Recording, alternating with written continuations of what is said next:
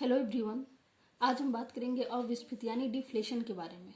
पिछले वीडियो में हमने स्फीति यानी इन्फ्लेशन के बारे में बात करी थी। इस वीडियो में हम देखेंगे अविस्फीति क्या है।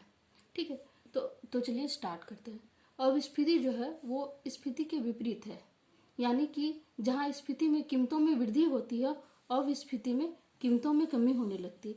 यानी क्या होता है, अविस्फीति में मुद्रा का मूल्य जो है वो गिर जाता है, जिससे वस्तुएं जो है वो सस्ती हो जाती है। वस्तुएं जो है वो सस्ती हो जाती है।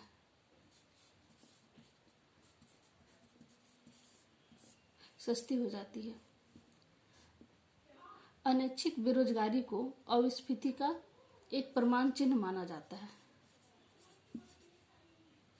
अर्थव्यवस्था पर इसका ये प्रभाव पड़ता है। अनैच्छिक बेरोजगारी जो है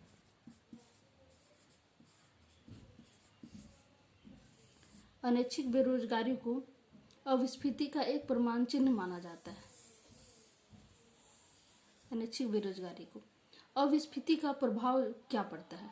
ठीक है, तो अविस्फीति का प्रभाव जो है कुछ वर्गों को इससे लाभ होता है और कुछ वर्गों को हानि। तो आइए देखते हैं। अविस्फीति का प्रभाव जो है वो अर्थव्यवस्था पर दो प्रकार से पड़ता है। इससे कुछ वर्ग को लाभ होता है और कुछ वर्ग को हानि होती है। तो इसमें जो स्थिर आय वाले वर्ग हैं उसे लाभ होता है। स्थिर आय वाले वर्ग को लाभ होता है और उत्पादन करने वाले को हानि होती है।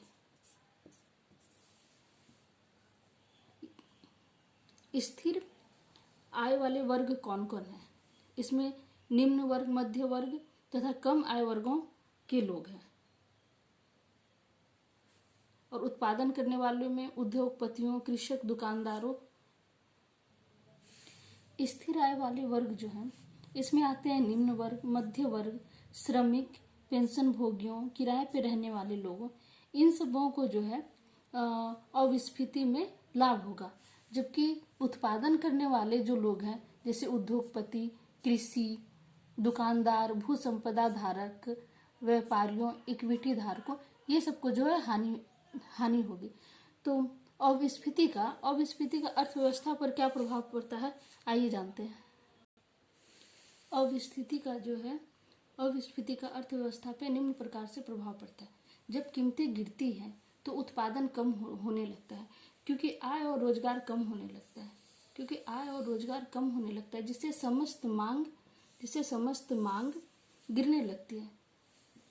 दूसरा है अविस्फीति से आय तथा धन पर प्रतिकूल प्रभाव पड़ता है। नेक्स्ट पॉइंट है, अविस्फीति से अमीर तथा गरीब दोनों ही असंतुष्ट रहते हैं। नेक्स्ट पॉइंट, अविस्फीति उत्पादन पर विपरीत प्रभाव डालती है, जिससे छोटी छोटी फर्में जो है वो बंद हो जाती है। फलस्वरूप क्या होता है, बेरोजगारी बढ़ती है। अविस्फीति जो है वो मंदी का दुष्चक्र लेकर आती है, क्योंकि मांग, उत्पादन, रोजगार, आय और समस्त मांग में गिरावट आती है। इस प्रकार देखेंगे कि अर्थव्यवस्था का विकास जो है अविस्फीति से बुरी तरह से प्रभावित होता है, क्योंकि सरकार जो है वो सार्वजनिक व्यय को बढ़ाने की स्थिति में नहीं होती है। अब देखेंगे अविस्फीति को जो है नियंत्रण करने के उपाय। तो अविस्फीति को दो तरह से नियंत्रित किया जा सकता है, मौद्रिक नीति के द्वारा और राजकोषीय नीति के द्वारा।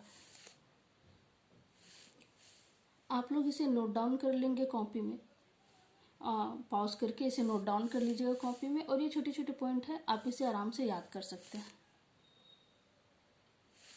अविस्फीति को नियंत्रित करने के दो उपाय हैं।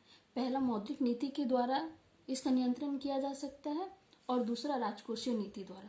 मौद्रिक नीति में जो है केंद्रीय बैंक सस्ती मौद्रिक नीति द्वारा व्यावसायिक बैंकों के रिजर्व को बढ़ा सकती है। और दूसरा है, केंद्रीय बैंक प्रतिभूतियों को खरीदकर और ब्याज दर को घटाकर अविस्फीति को नियंत्रित कर सकती है। दूसरा है राजकोषीय नीति द्वारा। राजकोषीय नीति में सरकार को बजट घाटा और करों में कटौती द्वारा अपना व्यय बढ़ाना चाहिए, और दूसरा, सरकार को सार्वजनिक व्यय को बढ़ाकर सार्वजनिक व्यय को बढ़ाकर, जैसे सड़कों, नहरों, बांधों, पार्कों, स्कूलों, अस्पतालों आदि का निर्माण करके अविस्फीति को नियंत्रित कर सकती है। तो इस प्रकार देखते हैं अविस्फीति को नियंत्रण करने के उपाय।